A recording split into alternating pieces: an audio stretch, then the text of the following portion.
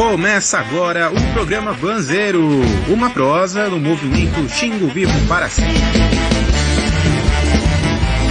Bom dia, povo do Xingu! Estamos de volta com o nosso programa de todos os finais de semana, o Banzeiro, comemorando a chegada da chuva para aliviar um pouco o sofrimento dessa nossa região tão castigada pela seca. Depois da gente ter passado por tanto fogo e fumaça, é uma bênção esse retorno do inverno amazônico, não é mesmo, Nalaide? Muito bom estar contigo de novo mais essa semana. Tudo bem? Oi, Tiago. Um olá para todos os ouvintes do Banzeiro. Pois é, né? Como assim a gente comemorar a chuva? A chuva que foi nossa companheira em todas as estações. Em Belém, a gente tem a chuva quase todos os dias. Como assim agora a gente tem que comemorar a chuva?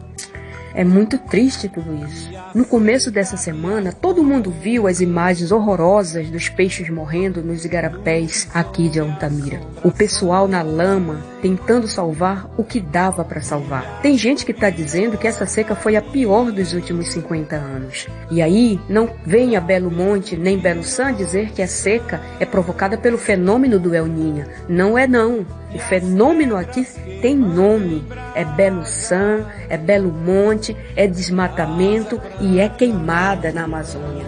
Isso sim está provocando essa seca.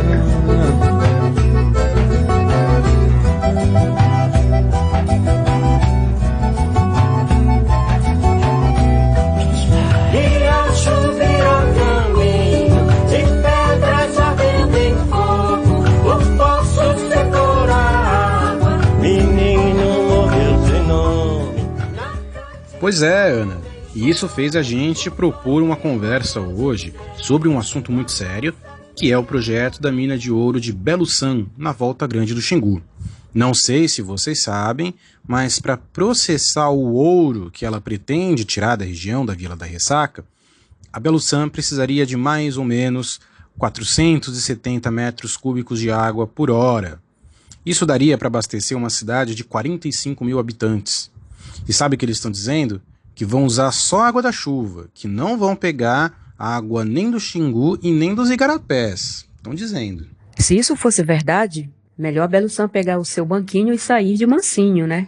Porque basta ver a seca deste ano.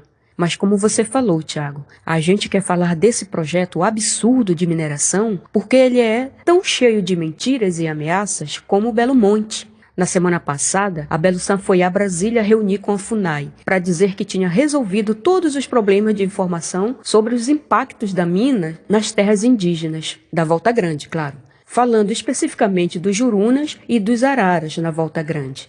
Tá aí, outra coisa que não é verdade, como explica a nossa jornalista Verena Glass, que pesquisou todo esse processo. A gente tem tentado aí acompanhar um pouco e dar uma estudada, né, nos documentos que saem da Belo San, da FUNAI e da SEMAS, e é muito aparente que os problemas dos impactos do projeto da Belo San estão muito longe de serem resolvidos, né? Esse ano, por exemplo, um grupo de pesquisadores de várias universidades, tanto aqui do Brasil quanto do exterior, fizeram uma análise desses documentos da empresa e aí descobriram uma série de falhas. Aí eles alertaram a FUNAI e a SEMAS, né? E no primeiro momento parece até que a FUNAI incorporou esses estudos, mas a gente não sabe aí se a direção do órgão levou isso em consideração. Então, por exemplo, né, a Belo San não tem um plano definido para o fechamento da mina depois que ela tirar todo o ouro da Volta Grande, que isso vai acontecer em cerca de 12 anos. A gente também não sabe como esses produtos tóxicos que eles vão usar na extração do ouro, que ficam por muito tempo no território, vão afetar a região, né, e principalmente os povos que moram mais perto da mina. Além disso, o problema da redução das chuvas não é mencionado no projeto. Como a Ana falou no começo, o que Belo San vai fazer caso a água da chuva não seja suficiente para o funcionamento da mina? Eles até chegaram a dizer que eles podem parar os trabalhos, mas eles falaram isso nessa reunião com a FUNAI, mas não tem garantia disso. E é importante a gente mencionar que existem estudos meteorológicos que dizem que com o desmatamento da bacia do Xingu, que a gente teve nos últimos anos, a previsão é que a chuva para a região do Médio Xingu diminua cerca de 30% nos próximos 5 a 10 anos, isso contando a partir de 2018. Então, dizer que os problemas que Belo San vai gerar, principalmente para os povos indígenas, estão resolvidos, isso não procede. Mesmo porque tem várias comunidades indígenas, tanto na própria Volta Grande, como os Curuaia e os Chipaia, e tem aqueles não aldeados, né? E também tem as áreas próximas ao perímetro da mina, como o Xicrim do Bacajá, ou até mesmo a terra indígena Itunitatá, que não estão sendo considerados no debate dos impactos. É importante lembrar que a licença da Belo San foi suspensa pela Justiça em 2017, exatamente por causa dos impactos nas áreas indígenas. Mas é também muito importante lembrar também que tem outros grupos indígenas na Volta Grande, como os da etnia Chipaia ou Curuaia, com quem a empresa nunca falou. Uma semana atrás, a gente discutiu aqui no Banzeiro sobre o direito que os povos indígenas e as populações tradicionais têm de ser consultados, antes da liberação de um projeto que vai impactar as comunidades. Pois então, os Juruna fizeram um protocolo de consulta e a Justiça decidiu que a Belo San tem que adotar os critérios que eles estipularam no seu protocolo. Só que essa consulta ainda não aconteceu. E tem mais, como a Lorena Curuaia explica aqui pra gente. Tem outras comunidades que também exigem ser consultadas. Então, Ana, a nossa comunidade ela está também na área de impacto e o impacto é direto porque é na Volta Grande do Xingu.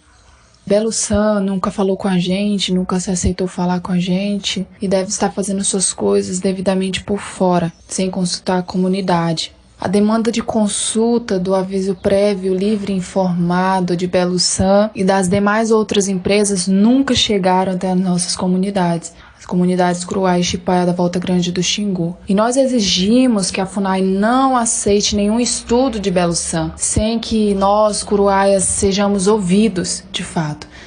Eu acho que é o que todo povo quer.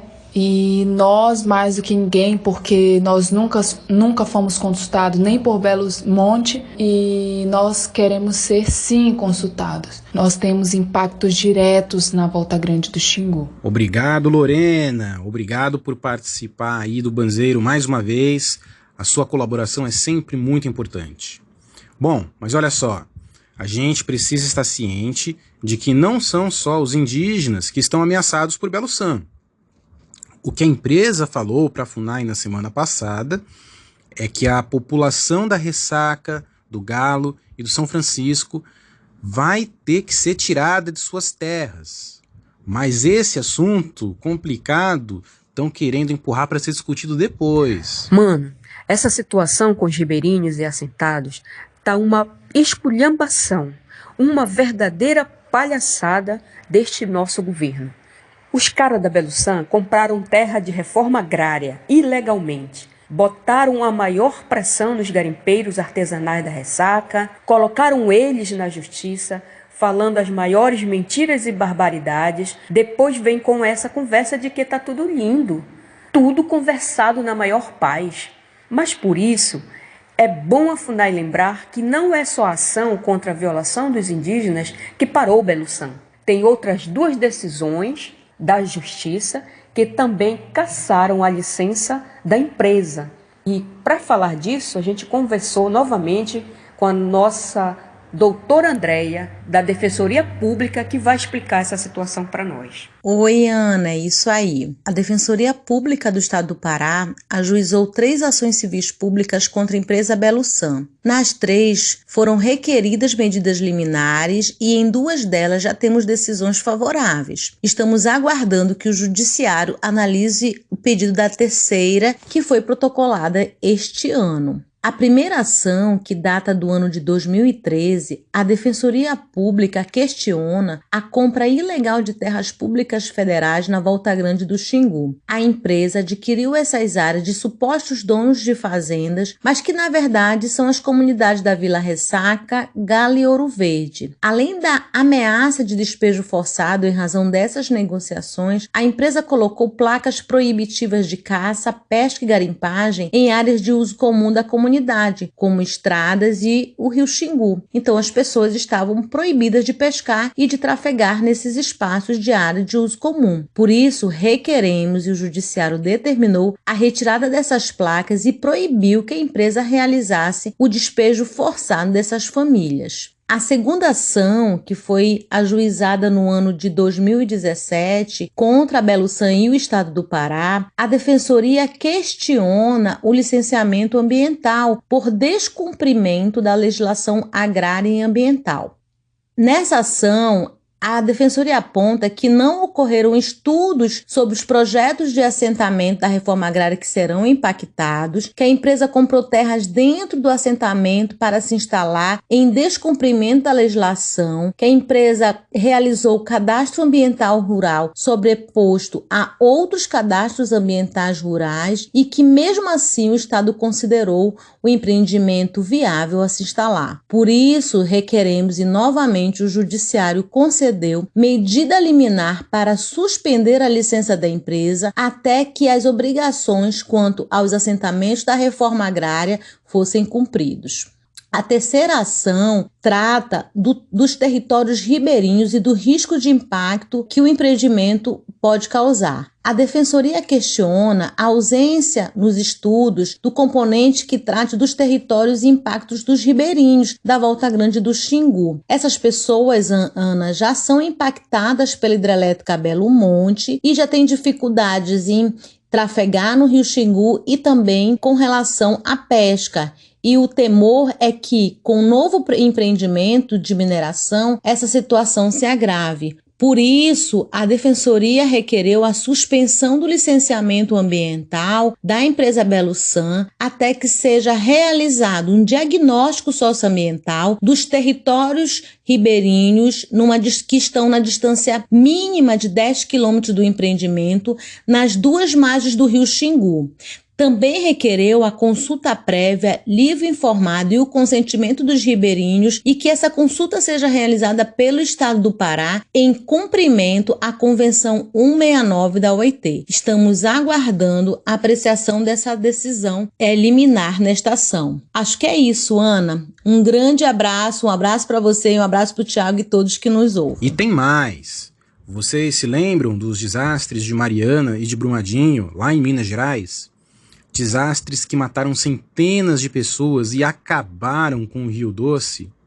Pois é, recentemente, um dos maiores especialistas em barragens dos Estados Unidos, o Steve Emmerman, fez um estudo sobre a barragem de rejeitos que a Belusan quer construir e demonstrou o perigo que isso significa para toda a população que mora nas margens do Xingu. A gente foi atrás do Steve para conversar sobre isso. Segundo suas pesquisas, se a barragem da Belusan romper, ela poderia atingir mais de 41 quilômetros do Xingu. É isso mesmo, Steve? Pode falar isso pra gente, por favor?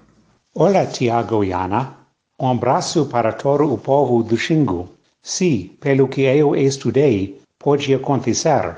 Na verdade, com base no histórico de falhas em barragem de rejeitos no Brasil e no desenho dessa barragem de rejeitos em particular, estimei a probabilidade anual de falha em 0,5%. Quando a barragem se romper, os rejeitos chegarão ao rio Xingu em menos de 7 minutos. O cenário mais provável é que o fluxo inicial de rejeitos percorra 41 quilômetros ao longo do rio Xingu e certamente impactará a terra indígena Araia de Volta Grande do Xingu. O cenário mais provável é baseado na liberação de cerca de 28% dos rejeitos e água armazenados. O pior cenário seria o derramamento de 100% dos rejeitos e água armazenados, 35 milhões de metros cúbicos, o que resultaria em um fluxo inicial de 98 quilômetros ao longo do rio Xingu. Mas esse seria apenas o fluxo inicial após o rompimento da barragem. Após o fluxo inicial, os processos fluviais normais levarão os rejeitos ao longo do rio Xingu até o rio Amazonas e depois para o Oceano Atlântico. Foi o que aconteceu Após o rompimento da barragem de rejeitos de Mariana, os rejeitos percorreram todo o trajeto até o Oceano Atlântico. Este é o problema da construção de barragem de rejeitos ao longo dos principais afluentes do rio Amazonas. A falha da barragem pode contaminar todo o afluente do rio Amazonas, desde o ponto de falha até o Oceano Atlântico. Certo, Steve. Vamos ver se eu entendi então. Se a barragem romper, o cenário mais provável é que ela lance até 28% dos rejeitos armazenados. E esse vazamento inicial dos rejeitos cobriria 41 quilômetros ao longo do rio Xingu, com impacto significativo na terra indígena Arara da Volta Grande. Mas no pior cenário, que é a liberação de 100% desses rejeitos, esse escoamento inicial cobriria 98 quilômetros ao longo do rio Xingu. E após esse escoamento inicial, os processos normais do rio, de arrastamento, transportariam os rejeitos para o rio Amazonas até o Oceano Atlântico. Olha só o tamanho do desastre que pode acontecer. Encheu, corre com a cadeira, bota a mesa na cabeça, não esquece da penteadeira, do armário e do fogão. Encheu, pegue meu colchão, que aquele da prefeitura é mais duro que rapadura, ninguém merece não. Já foi o meu sofá e nem paguei a prestação. Encheu, olha o meu menino, tá nadando no esgoto, o bicho parece doido, tem miolo, mas não cresce. Mas como dizia o outro, no mundo maravilhoso, cada um com seu esforço. Tem a praia que merece, ai, ai, ai, ninguém se mexe, ai, ai, ai, ninguém merece.